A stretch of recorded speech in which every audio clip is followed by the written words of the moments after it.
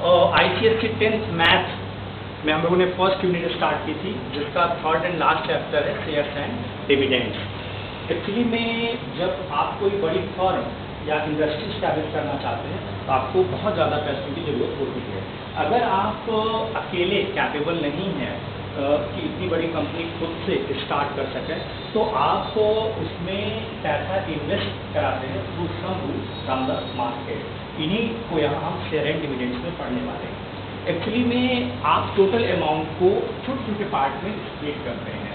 Per unit जो आप decide करते हैं, आप सम प्राइस, उसी को आप शेयर कहते हैं। जैसे आपने कहा कि 50 रुपीज़ हम फिक्स कर रहे हैं, तो एक पर्सन मिनिमम 50 रुपीज़, बाकी 50 रुपीज़ का इंटीग्रल मल्टीप्लिकेशन करके जितना लगाना चाहे लगा सकता है।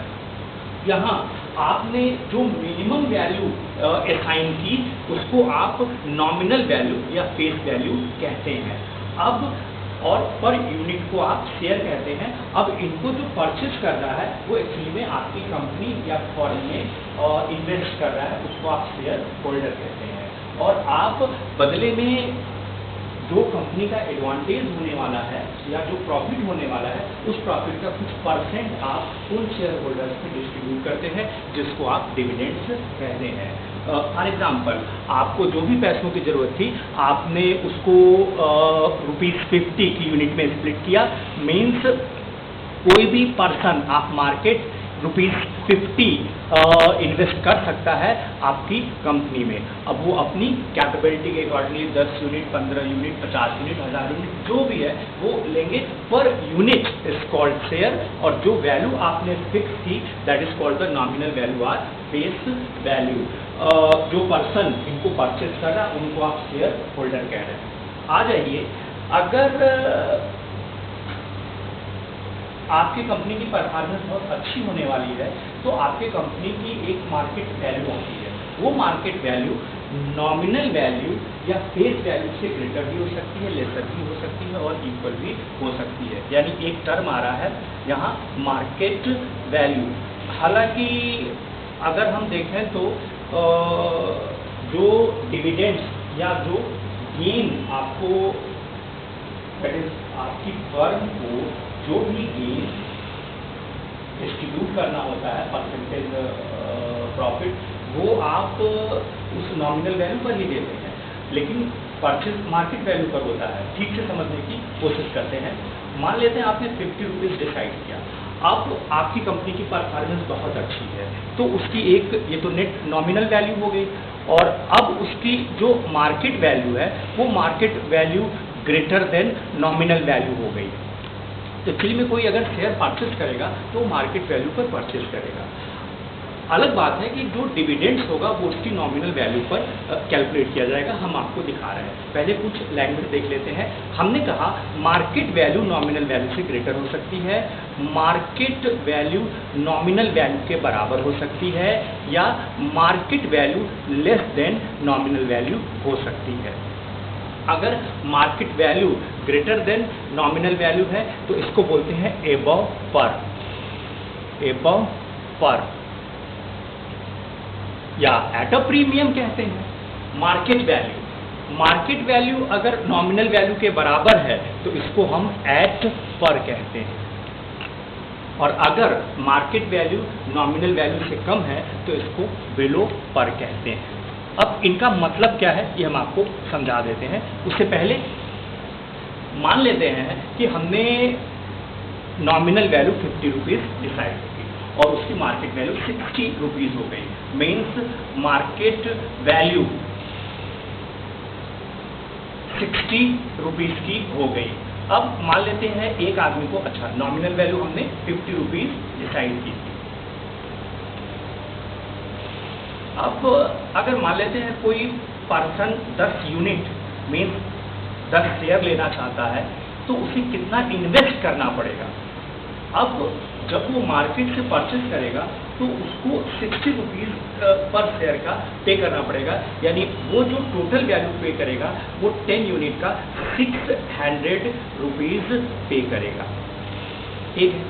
या अगर मैं कहता कि nominal value is 50 rupees and performance share की अच्छी नहीं थी और मार्केट वैल्यू इसकी बिलो पर हो गई से 40 रुपीज़, तो अभी बताइए कि अगर 10 यूनिट वो लेना चाहता है तो कितना इन्वेस्ट करेगा। अब उसका जो इन्वेस्टमेंट है, अगर वो 10 यूनिट लेना चाह रहा है तो मार्केट रेट के अकॉर्डिंगली उसको 400 रुपीज़ पे करना होगा, यानी 10 यूनिट के लिए उसको 40 रुपीज़ पर यूनिट के हिसाब से 400 रुपीज़ पे करना होगा। तो ठीक है, यानी जो परचेज करते हैं वो मार्केट वैल्यू पर परचेज करते हैं, जो कि ग्रेटर देन नॉमिनल वैल्यू या लेस देन नॉमिनल वैल्यू होती है, इक्वल भी हो सकती है। मान लेते हैं अगर नॉमिनल वैल्यू और मार्केट वैल्यू बराबर ही होती तब, तो उस केस में जैसे नॉमिनल वैल्यू 50 रुपीज़ हमने रखा और मार्केट वैल्यू भी 50 रुपीज़ ही है, तो इस केस में आपके पास अगर आप 10 यूनिट शेयर लेना चाहते हैं तो उसके लिए आपको 500 रुपीज़ खर्च करने होंगे। तो पहली चीज़ तो समझ में आ रही है ना कि परचेजिंग हमेशा जो करते हैं आप वो मार्केट वैल्यू पर करते हैं, जो परचेसिंग है वो आपकी मार्केट वैल्यू पर है। ठीक है, अब आ जाइए वर्ड डिविडेंड।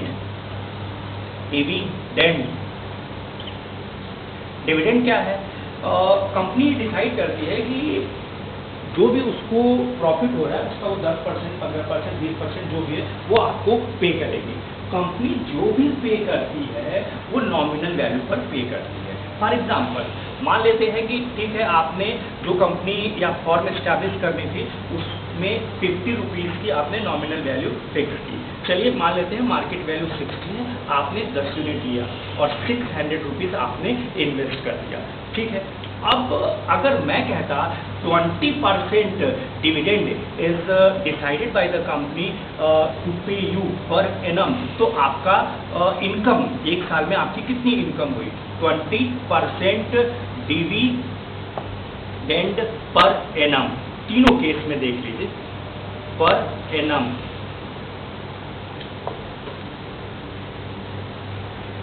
देखिए आपने कितनी यूनिट लिया इससे कोई मतलब नहीं है कि आपने कितना इन्वेस्ट किया, आपको इससे मतलब है कि आपके पास कितनी यूनिट है। आपके पास 10 यूनिट है। अब ये क्या कर रहे हैं? 20% डिविडेंड। 20% डिविडेंड का मतलब 20% ऑफ नॉमिनल वैल्यू। तो 20% of nominal value is 50, that is this, that is 10 rupees, means आपको पर यूनिट 10 रुपीज़ कंपनी पे करेगी इन अ ईयर। इसका मतलब है आपके पास 10 यूनिट है तो 10 × 10 100 रुपीज़ आपको बेनिफिट मिलेगा, यानी कि आपका जो गेन है that is amount of money obtained per annum हो जाएगा 100 रुपीज़। इन अ सेम वे कोई मतलब नहीं है कि मार्केट वैल्यू कितना है, आपको चाहिए कि कितनी यूनिट आपके पास है। तो अगर 10 यूनिट आपके पास है तो आप ऐसे सोचिए कि 20% डिविडेंड आपको मिलने वाला है, तो 20% आप 50 रुपीज़, मतलब आना उतना ही, गेन 100 का यहाँ भी होना है, गेन 100 का यहाँ भी होना है। मार्केट वैल्यू से कोई लेना देना नहीं है। दूसरी बात समझ लीजिए, मान लेते हैं मैं कहता कि एक पर्सन है ए और वो 15,000 रुपीज़ इन्वेस्ट करना चाहता है। ठीक है, एक कंपनी है जिसने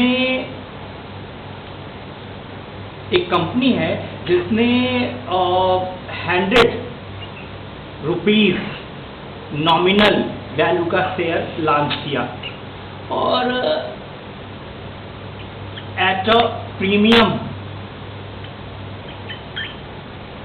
50 रुपीज़ पर उसको मार्केट में परचेस किया जाना है। मीन्स जो मार्केट वैल्यू है, ठीक है, नॉमिनल वैल्यू 100 है, एट अ प्रीमियम 50 रुपीज़ पर परचेस किया जाना है। इसका मतलब है कि मार्केट वैल्यू जो होगी शेयर की वो मार्केट वैल्यू हो जाएगी 100 तो डिसाइड हुआ है और परफॉर्मेंस बेसिस पर 150 रुपीज़, यानी मार्केट वैल्यू हो गई 150। अब इस मार्केट वैल्यू से शेयर को परचेज करेंगे। तो ऐसे सोचिए ना कि उसको 15,000 इन्वेस्ट करना था और पर शेयर की वैल्यू 150 है, तो वो कितने शेयर ले पाएगा? एक शेयर 150 का, n शेयर n इंटू 150 का, that is equal to this. यानी टोटल इन्वेस्टेड अमाउंट को अगर मार्केट वैल्यू से डिवाइड कर देते तो नंबर ऑफ शेयर्स आपको पता चल जाता। यानी कि आप फार्मूला मानिए चाहे यूनिटरी मानिए, नंबर ऑफ यूनिट परचेज्ड कितना? Total invested money 15,000 rupees upon market value of each share, that is 150 rupees. This now this and this means 100 shares. उसने 100 शेयर्स परचेज किए। अब जो भी डिविडेंड डिसाइड होगा वो इस नॉमिनल वैल्यू पर होगा एंड नंबर ऑफ शेयर पर होगा। मान लेते हैं कंपनी ये कहती है कि 12% का डिविडेंड पर एनम देगी, means dividend decided is equal to 12% per annum।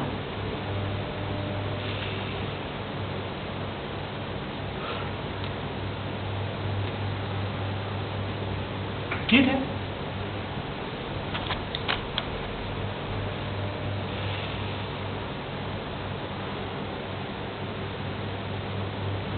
अब 12% ऑफ नॉमिनल वैल्यू जो होगा वो पर यूनिट या पर शेयर आपको मिल रहा होगा, मींस पर शेयर गेन आपको जो मिलेगा that will be the 12% of nominal value, that is the 100।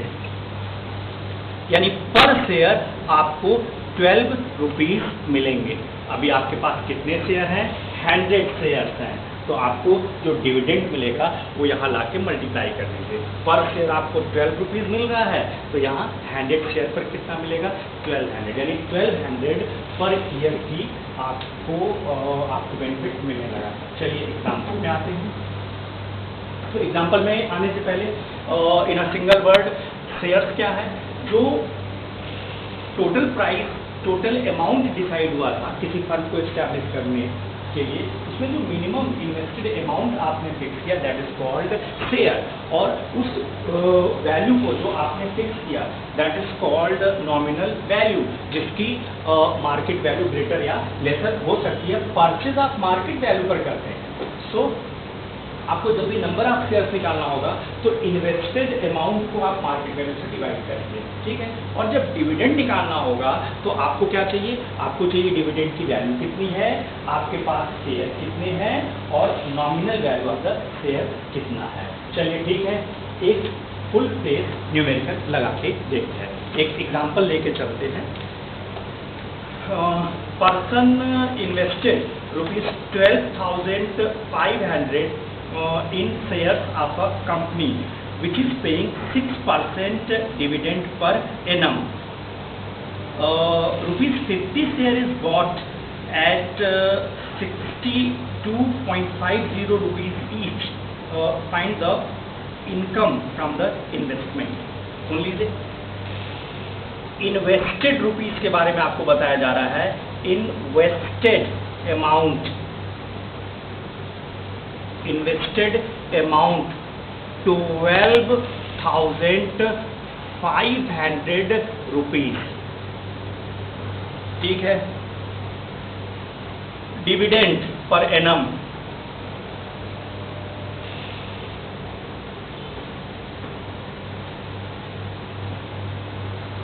Dividend per annum equal to 6%। ₹50 share is bought at a 62.50 rupees each। मतलब nominal value of the share कितना है? दैट इज 50 रुपीज, और उसको खरीदा गया है एट अ रेट 62 रुपीज 55, यानी market value जो है उसकी वो 62 रुपीज 55। ठीक है। अब आपसे पूछा जा रहा है इनकम ऑन द इन्वेस्टमेंट। देखिए, मार्केट वैल्यू पर आप परचेज करेंगे और आपने टोटल 12,500 इन्वेस्ट किया हुआ है। आप क्या कीजिए, इन्वेस्टेड अमाउंट को डिवाइड कर दीजिए विद द मार्केट वैल्यू, तो आपको मिल जाएगा number of shares. Number of shares, number of shares will be the invested amount divided by market value। invested amount है 12,500 रुपीज अपॉन मार्केट वैल्यू जो इसकी है 62.50 है। आप कैलकुलेट करके देख लीजिएगा, आपको मिलेगा 200 यूनिट्स। 200 यूनिट्स मीन्स आपने 200 शेयर्स परचेज किए हुए। ठीक है। अब आपकी इनकम कितनी हो जाएगी? 6% डिविडेंड का मतलब है नॉमिनल वैल्यू का 6%, यानी कि आपके पास जो पर शेयर आपको डिविडेंड मिलने वाला है इन अ ईयर, अगर उसकी वैल्यू कैलकुलेट करनी हो तो देखिए, प्रॉफिट पर शेयर, प्रॉफिट पर शेयर डिविडेंड कितना है? 6% of nominal value. Nominal value is 53 rupees, यानी पर शेयर आपको मिलने वाले हैं 3 रुपीज। आपके पास 200 शेयर्स हैं, तो टोटल गेन जो आपको मिलेगा, या आप कह लीजिए प्रॉफिट आपको मिलेगा, that will be the number of shares 200 into 3 rupees per unit, that is 600 rupees. आपको 600 रुपये इन्वेस्टमेंट के प्रॉफिट के फॉर्म में मिलेंगे। एक दूसरा एग्जांपल देख लेते हैं।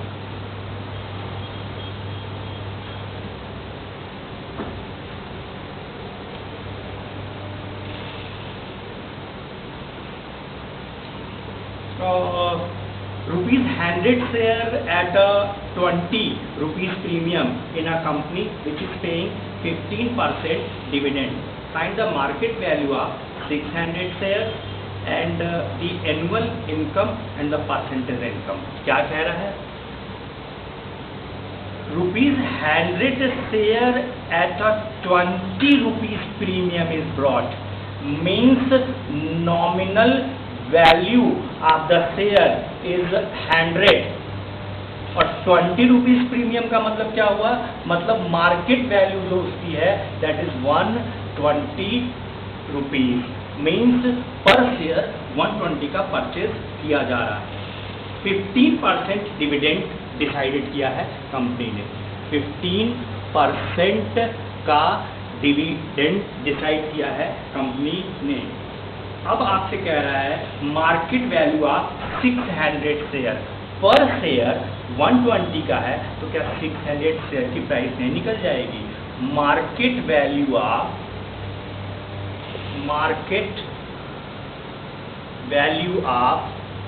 600 शेयर, 600 शेयर पर शेयर है 120 रुपीज का, और ऐसे ऐसे 600 शेयर परचेज किए गए हैं, तो ये आपको मिल जाएगा टोटल अमाउंट 00072, यानी 72,000 रुपीज।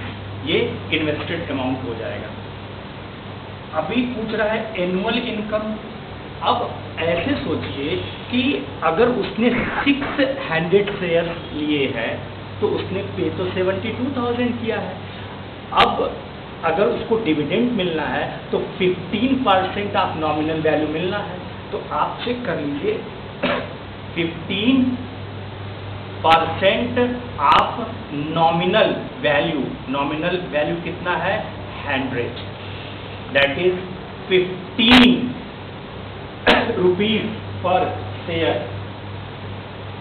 15 रुपीज पर शेयर, 15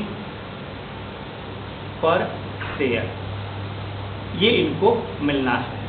अगर 15 रुपीज पर शेयर मिलना है तो उनके पास टोटल शेयर कितना है 600 शेयर है। तो टोटल डिविडेंड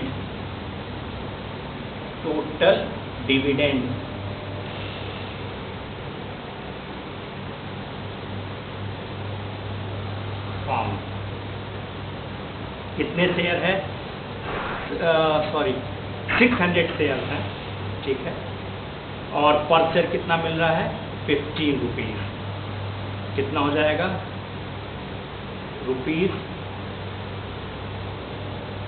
₹9,000, यानी उन्हें 9,000 रुपीज का बेनिफिट मिलेगा, ठीक है। अब आपसे क्या पूछा है परसेंटेज इनकम किसको बोलेंगे, इन्वेस्ट कितना किया, मार्केट वैल्यू के अकॉर्डिंगली उसने 72,000 रुपीज इन्वेस्ट किया और उसे 9,000 रुपीज मिले as a dividend. Obviously 72,000 invest करने पर मिलता है 9,000, तो 100 इन्वेस्ट करने पर कितना मिलेगा, is called the percentage income. Formula ही बना लीजिए आप, percentage income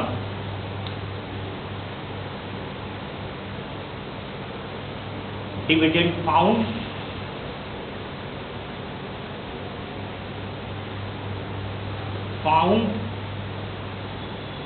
divided by investment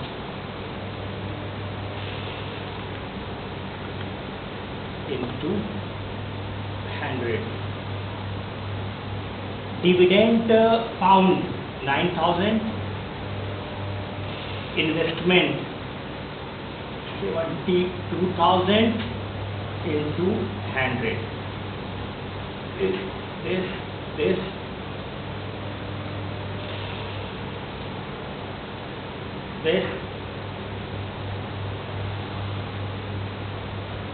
12.5%, 12.5%, यानी कि उनका जो एनुअल इनकम है इन परसेंट दैट इज 12.5%। एक और एग्जांपल देख लीजिए।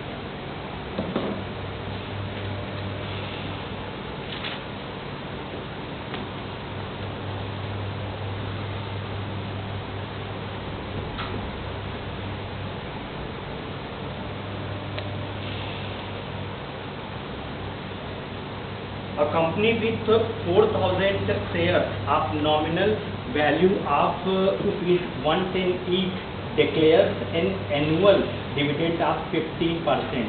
Calculate the total amount of dividend paid by the company in the market. And second, the annual income of a person who holds 88 shares in this company. दोबारा सुन लीजिए, एक company को establish होना था, उसने 4,000 शेयर्स लॉन्च किए market में। इनको जब मार्केट में लोग परचेज करेंगे तो बदले में कंपनी के पास पैसे आएंगे, उस पैसे से ये ग्रो करेगा। तो 4,000 शेयर्स हैं कंपनी के पास, ठीक है। उसने जो डिविडेंड, अच्छा नॉमिनल वैल्यू भी उसने बता दी कि nominal value of each share जो है वो ₹110 डिसाइड किया गया है, ठीक है।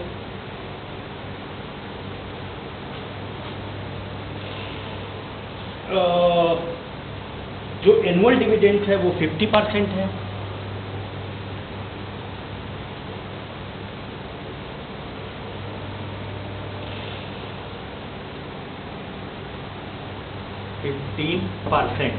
अब देखिए पूछा है total amount of dividend paid by the company, और कोई पर्सन है उसके पास अगर 88 शेयर है तो उसकी एनुअल इनकम बताइए, ठीक है। यानी कि दूसरा पार्ट इसका है पर्सन हैविंग 88 शेयर्स, तो आपसे पूछ रहा है एनुअल इनकम।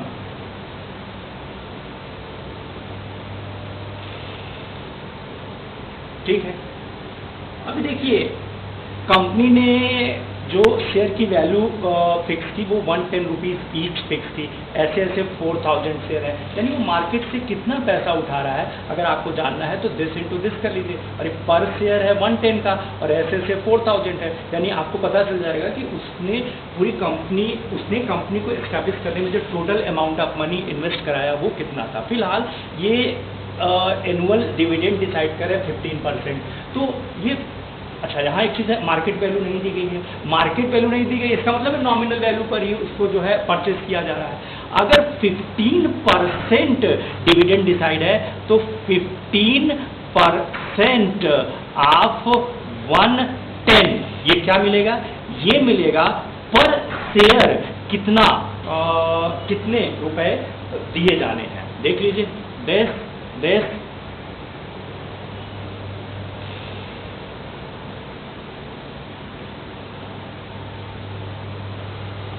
1650 16 रुपए 50 पैसे, यानी 16 रुपीज 50 पैसे दिया जाना है पर share.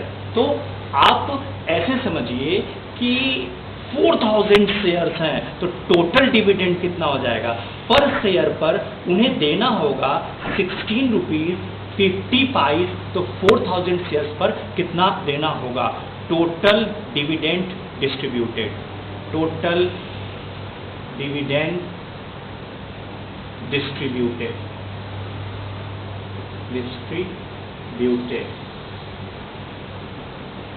Is equal to number of shares, और पर शेयर इतना दे रहे हैं, मीन्स 4000 इंटू 1650। ठीक है, ये आपको मिलेगा, आप मल्टीप्लाई करेंगे तो आपको मिल जाएगा यहाँ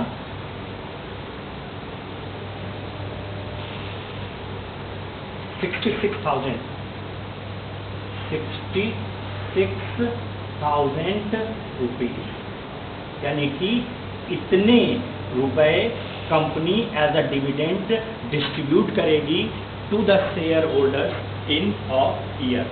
अभी पूछ रहा है कि एक बंदे ने 88 शेयर्स अगर परचेज कर रखे हैं तो उसको कितना बेनिफिट मिलेगा। देख लीजिए, पर शेयर 16 रुपीज 50 पैसे दिया जा रहा है, तो 88 शेयर का कितना दिया जाएगा। ऑब्वियसली इसको और इसको मल्टीप्लाई करेंगे तो आपको पता चल जाएगा पर्सन का डिविडेंड कितना हुआ।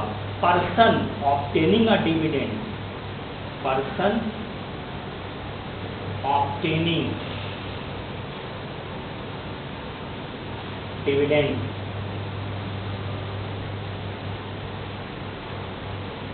in a year is equal to 16 rupees 55 पर शेयर मिल रहा है और ऐसे 88 शेयर हैं इनके पास।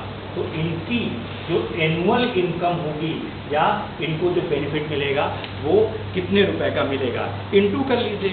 इनटू करने पर ये आपको मिल रहा है 1452 रुपीज। ठीक है, एक और एग्जाम्पल ले लीजिए, जैसे इसी में अगर आपसे पूछ देता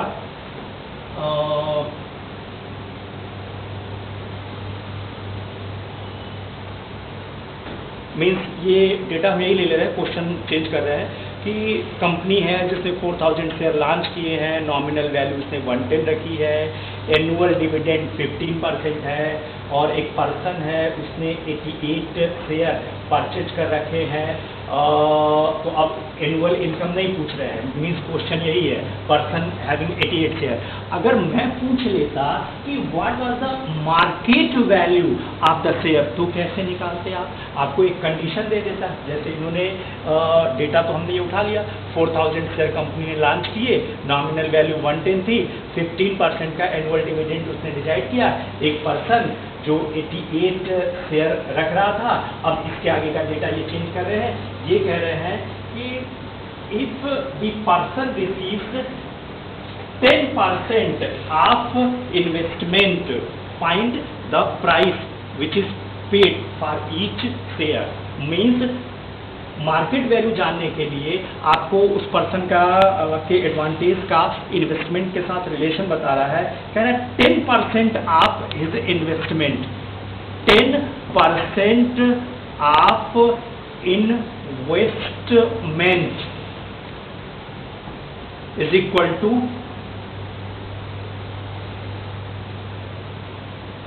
टू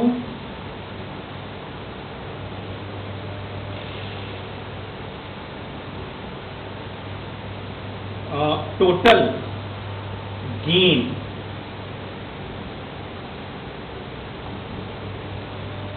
in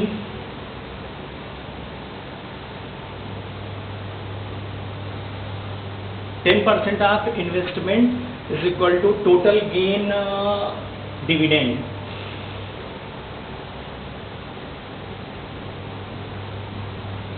समझ लीजिए क्या कह रहा है, इससे तो कोई मतलब नहीं रहा। कंपनी है, उसने शेयर लॉन्च किया, 110 रुपीज़ प्राइस फिक्स की, एनुअल डिविडेंड 15% का रखा। पर्सन जिसके पास 88 शेयर था, ठीक है, उस 88 शेयर पर कह रहे जो भी उसका गेन हुआ वो इन्वेस्टमेंट का 10% ही था। तो बताइए market value of the share कितना? क्वेश्चन क्लियर है? नहीं क्लियर है? दोबारा सुन लीजिए। कंपनी ने शेयर लॉन्च किया, नॉमिनल वैल्यू 110 रुपीज़ थी, एनुअल डिविडेंड 15% का था। एक पर्सन उसने 88 शेयर लिए थे, उसको जो बेनिफिट हुआ वो बेनिफिट उसके इन्वेस्टमेंट का 10% था। तो पूछा जा रहा है कि उसने किस मार्केट वैल्यू पर शेयर को परचेज किया। मार्केट वैल्यू या तो नॉमिनल वैल्यू से ग्रेटर होती है, या लेसर होती है, या इक्वल होती है। अब आप ऐसे सोचिए ना कि 88 शेयर परचेज करने में कितना उसको मनी इन्वेस्ट करना पड़ेगा। मान लीजिए कि जो मार्केट वैल्यू है of the share is equal to X, say market value of the share is X. तो कितना इन्वेस्ट किया उसने? एक शेयर परचेज करने में उसने एक्स रुपीज पे किया। तो 88 शेयर परचेज करने में टोटल कितना रुपीज पे करेगा? मीन्स इन्वेस्टमेंट हो जाएगा 88 शेयर है, पर शेयर के लिए एक्स रुपीज पे करने वाला है, तो उसे पे करना पड़ेगा ₹88 एक्स। ठीक है, अब ये क्या कह रहा है? 10% of investment means 10% of 88x। Total gain dividend, total gain dividend कितना है? 15% of nominal value into number of share. दोबारा सुन लीजिए, मैंने कहा कि अगर उसने x रुपीज पर शेयर का पे किया है तो 88 शेयर परचेज करने में उसको इन्वेस्ट करना पड़ेगा 88x रुपीज। अब आ जाइए 10% ऑफ इन्वेस्टमेंट आपको पता चल चुका है 88x। इसका मतलब है ये जो लेफ्ट हैंड साइड में है ये हो जाएगा 10% ऑफ 88x। टोटल गेन जो मिला है उसको थ्रू डिविडेंड वो कितना है? कैसे निकालते थे आप ऐसे निकालते थे ना, 88 शेयर है तो एक शेयर पर कितना डिविडेंड होगा? 15% ऑफ नॉमिनल वैल्यू। इसका मतलब है ये वाला जो टर्म है ये हो जाएगा 10% ऑफ इन्वेस्टमेंट 88x, और इधर वाला टोटल गेन थ्रू डिविडेंड कितना हो जाएगा? 15% कितने का? 110 का, ये पर शेयर हो गया, और ऐसे से कितने शेयर उसके पास, 88। क्लियर है? यहाँ से क्या निकालना है, यहाँ से आपको निकालना है x की वैल्यू। इक्वेट कर दीजिएगा, कैंसिल करिएगा, आंसर हम लिख दे रहे हैं, आप चेक कर लीजिएगा। चेक करेंगे तो आएगा ₹165 paid for each share. Clear है ना? इसको इक्वेट करके x निकालिएगा तो आ जाएगा x की वैल्यू जो फाइनल आंसर के फॉर्म में, paid for each share, paid for each share is equal to 165 rupees, यानी पर शेयर उसको 165 पे करना पड़ा है। अब आप सोच लीजिए कि नॉमिनल वैल्यू जो डिसाइड थी वो 110 की डिसाइड थी, और परचेज उसको 165 पर करना पड़ा है, मतलब प्रीमियम है। प्रीमियम का मतलब एबव पर है, मतलब 165 पर परचेज हुआ है, मतलब 55 रुपीज़ मार्केट वैल्यू, उसकी 55 रुपीज़ से मार्केट वैल्यू बढ़ी हुई है। एक और एग्जांपल ले लीजिए, यही प्रैक्टिस करना है।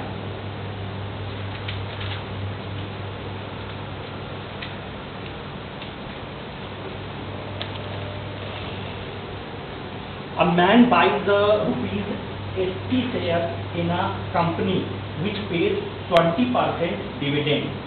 He buys the share at such a price that his profit is 16% on his investment. At what price did he buy the share? दोबारा सुन लीजिए, ₹80 का शेयर परचेज किया गया, यानी कि नॉमिनल वैल्यू 80, 20% का डिविडेंड मिलना था। उसने कुछ शेयर्स लिए, नंबर ऑफ यूनिट नहीं दिया गया है, ठीक है। कंडीशन दी गई है कि जो प्रॉफिट था वो 16% ऑफ द इन्वेस्टमेंट था। तो बताइए मार्केट वैल्यू शेयर की कितनी रही होगी।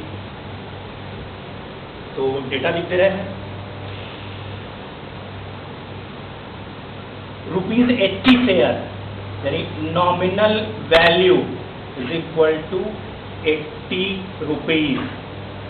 मार्केट वैल्यू नहीं पता है और यही आपसे पूछा जा रहा है। चलिए मान लिया the market value is X rupees. Dividend decided by company कितना है, 20% का डिविडेंड इन्होंने डिसाइड किया है, ठीक है। कंडीशन दे रहे हैं 16% of investment, 16% of investment is equal to profit gain.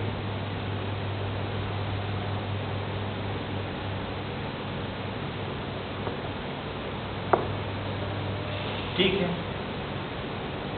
अभी ठीक है,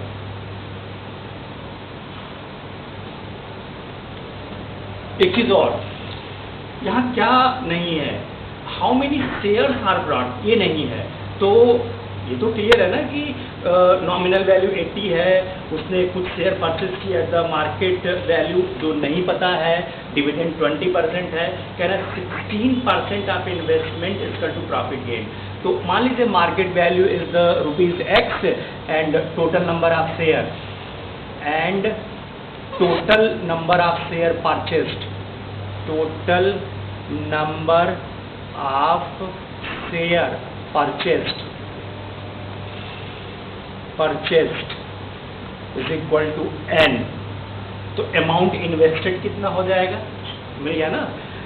N शेयर्स अगर लिए गए हों और पर शेयर की मार्केट वैल्यू X हो तो आपको अमाउंट इन्वेस्टेड मिल जाएगा। Amount invested is equal to ₹NX।